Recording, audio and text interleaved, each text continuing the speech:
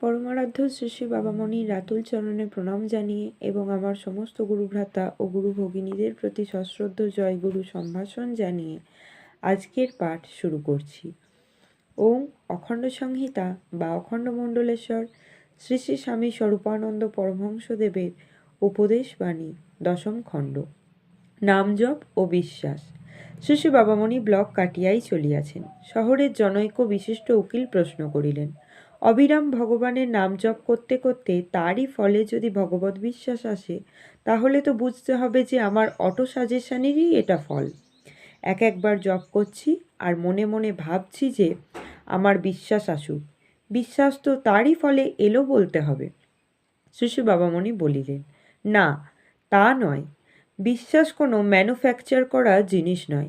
বিশ্বাস জীবের সহজাত।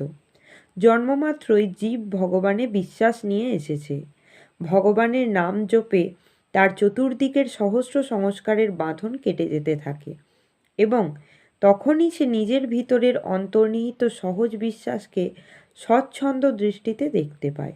নিজের ভিতরে যে বস্তু সতই বিরাজমান রয়েছে, তাকে সৃষ্টি করার জন্য কোনো প্রক্রিয়ার প্রয়োজন নেই।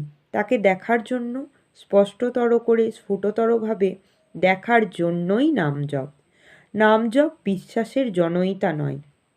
সহজ বিশ্বাসের চতুর্দিক ঢেকে সহস্র প্রকারের যেসব কৃত্রিম সংস্কারের আবরণ রয়েছে, নাম জপ তারই উন্মোচক মাত্র।